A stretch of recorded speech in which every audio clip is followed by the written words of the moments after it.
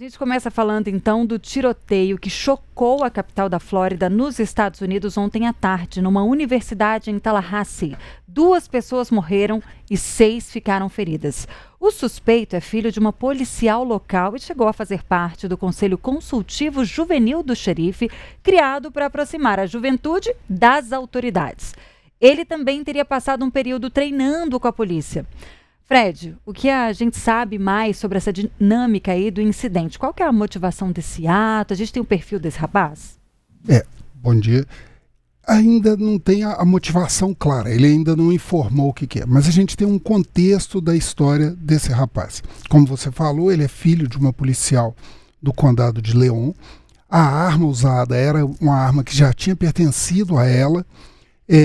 Ele também fez parte de um treinamento policial, não só fazia parte desse grupo consultivo em que ele tinha contato com a polícia e ele fazia esse intercâmbio entre a comunidade escolar e a comunidade de segurança, como também ele fazia treinamentos por esse contato que ele tinha por parte da mãe dele com o policiamento. E lá é muito natural nos Estados Unidos o porte de arma. Né? Agora, tem outras informações no contexto. Ele era um estudante de ciência política, ele tinha um comportamento que estava começando a se afastar das outras pessoas, justamente por causa da polarização política no ano passado. Né? Ele era mais ligado aos republicanos, foi um defensor do Donald Trump, ele do grupo de estudos políticos, ele acabou se distanciando justamente por ter alguns posicionamentos contra o multiculturalismo, ser um crítico muito contundente da esquerda, e isso tudo foi deixando ele um pouco isolado do resto da comunidade estudantil. Né? Agora, mais detalhes sobre isso a gente não tem. Ele foi com um revólver nesse ataque, ele acabou atingindo mais 5 pessoas, foi baleado, foi levado para o hospital. Esse é o contexto que a gente tem mais próximo ali do entorno. A polícia reconheceu essa ligação, lamentou o ocorrido, diz que está investigando. Hoje não tem mais nenhuma atividade lá na universidade hoje, justamente tanto para a questão de segurança quanto da recuperação dos estudantes dentro do trauma que isso acontece, né, que isso provoca. Essa arma seria da mãe dele? Seria uma arma da corporação, que foi usada da corporação e ele já estava encostado. Então ela tinha ficado com ela e ele o pegou dentro de casa. Pela informação que tem até agora, que seria pego dentro de casa. Perfeito, Fred. Esse já é o 81º tiroteio em massa registrado nos Estados Unidos em 2025, segundo dados do Gun Violence Archive, citados aí pelo USA Today. O país ele segue como o que mais tem armas per capita no mundo, são 120 armas para cada 100 habitantes, e a gente está sempre noticiando aqui tragédias como essa de ontem, com centenas de mortes. Como que essa realidade ela segue impactando a sociedade americana? Dá para a gente explicar melhor o que configura um tiroteio em massa? Dentro do critério do Gun Violence, cada tiroteio que tem pelo menos 4 vítimas além do atirador, sendo essas vítimas mortos ou feridos, configura um tiroteio em massa. A gente pegou algumas dessas informações com relação a esse ano que passa, desse ano 2025, né? Então, como eu falei, nós temos 81 tiroteios em massa nos Estados Unidos. Desde o início do ano, 4.090. Comparativamente ao ano passado, foram mais ou menos 500 tiroteios em massa e 16 mil homicídios. Nesse ano, dentro desses tiroteios em massa, nós tivemos dentro dos homicídios, 73 crianças de 0 a 12 e 278 de 12 a 17 anos.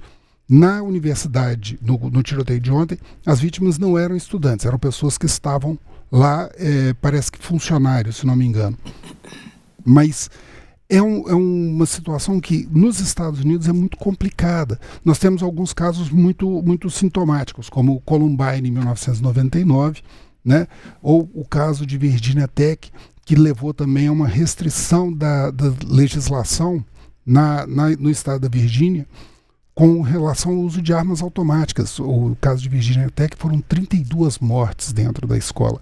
Então é uma coisa muito impactante e é sempre muito traumática nos Estados Unidos, quando esses tiroteios ocorrem no campus, né? A própria Universidade do Estado da Flórida teve um outro tiroteio em 2014, com 2 pessoas baleadas perto da biblioteca e o atirador foi assassinado.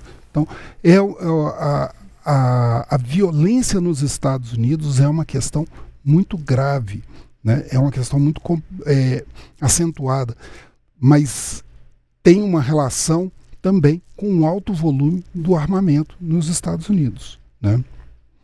E é curioso porque mesmo depois de mais um evento, né, gente, dessa proporção de um tiroteio em massa, o presidente dos Estados Unidos, o Donald Trump, lamentou o ataque, mas segundo a imprensa local, continuou defendendo o uso de armas, bem como a segunda emenda.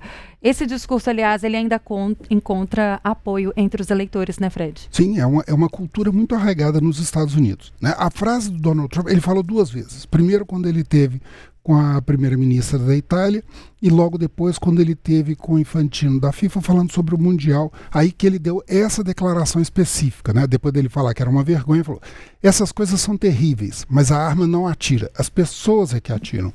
No que diz respeito à legislação, isso já acontece há muito tempo e eu tenho obrigação de proteger a segunda emenda, né?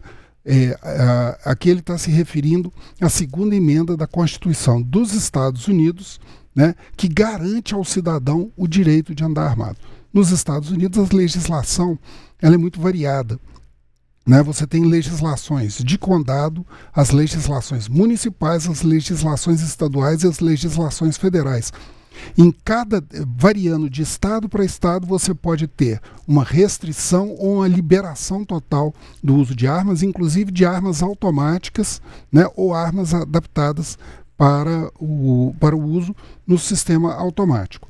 A segunda emenda, eu tinha escutado, o Ed tinha chamado a gente aqui, Eu acho Ed? que o Ed deu uma chamadinha. Não, em algum momento eu ia te pedir, era justamente para explicar um pouco isso, assim, para a gente poder entender o que essa segunda emenda, o que ela propõe e por que essa defesa ainda tão grande da população, não só do eleitorado do Donald Trump, mas principalmente para a defesa dessa emenda, que é do século XVIII, ela persistir e ainda diante de tantos casos de violência, a gente tem tantos aí, são 81, né?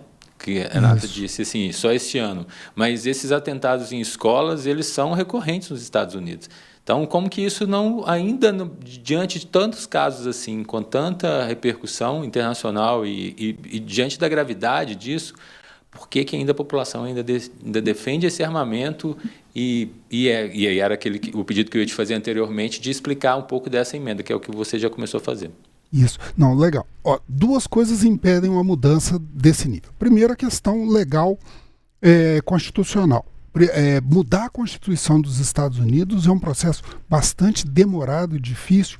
Você precisa de maioria qualificada, né? Ser mais de 2/3, tanto na Câmara quanto no Congresso. A proposição também é demorada, você precisa de aprovação nos estados, numa maioria dos estados, né?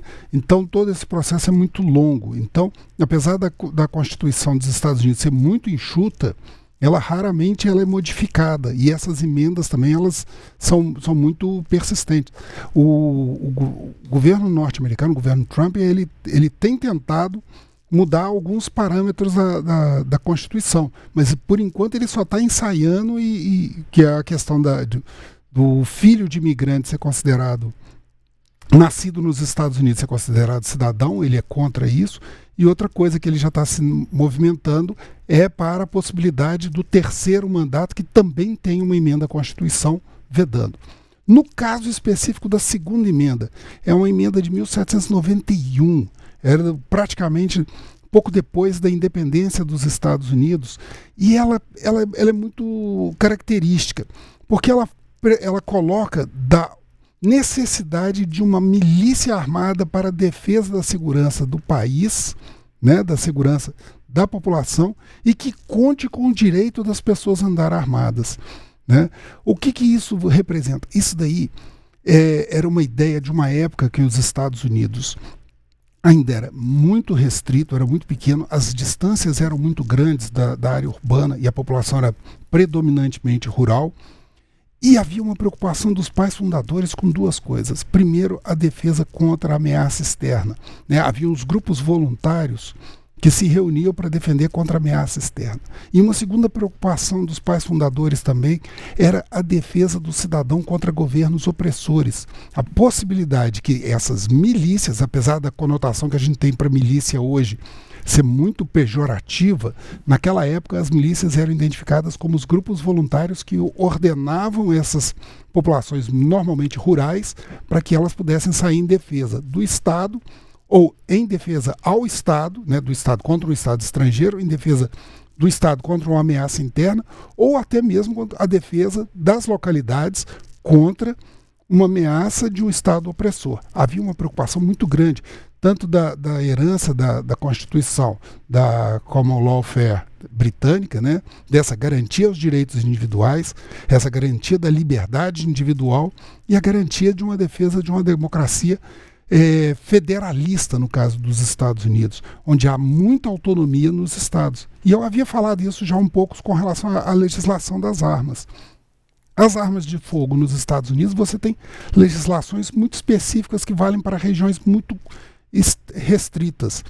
No governo Biden houve uma tentativa da proposição de um projeto que garantisse uma restrição ao uso de armas, né? E principalmente essa livre circulação. São quase 500 mil de armas em circulação nos Estados Unidos. Pra você ter uma ideia no comparativo, a Renata falou que são 120 a cada 100 habitantes nos Estados Unidos.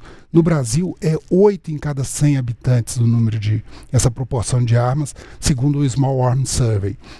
Então é muito predominante e é uma questão que para a população em geral também entrou muito arraigado. Ele considera isso um direito. O direito de andar armado é um direito semelhante ao direito à livre expressão, ao direito à propriedade, né? Então, eles são muito ciosos disso quando eles falam na questão do armamento.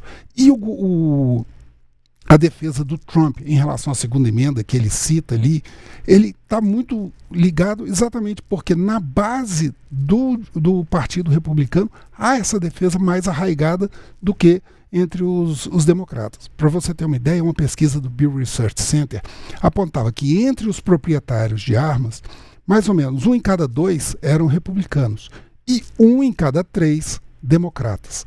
Então, há uma questão também em relação ao eleitorado, né, de como isso se reflete. Então, há uma cultura nos Estados Unidos de preservação do direito às armas e nós vemos essa relação muito direta do como essa proliferação de armas, e lá, inclusive armas de grosso calibre, armas automáticas, né, e como que isso acaba refletindo, nós vimos aqui nos números, no crescente número de violência. O Fred, eu queria voltar aqui antes da Renata falar, fazer uma pergunta, Claro. para retomar um raciocínio que você estava desenvolvendo quando eu te interrompi, que é dessa legislação nos Estados Unidos, diferente da forma como a gente legisla aqui no Brasil. Essa legislação que é regional, né? Ela tem leis locais e regionais que podem ser... tem uma autoridade dentro desse território do que é determinado nacionalmente, não é isso? Como é que Isso. Aqui, por exemplo, aqui nós temos uma autoridade máxima no Estado brasileiro, é o Executivo Federal Nacional, né? É o presidente está acima de tudo. Nos Estados Unidos, o presidente ele não necessariamente está acima de tudo. Nós temos exemplos recentes, por exemplo, de juízes distritais do Distrito de Colômbia que conseguiram barrar decisões do presidente.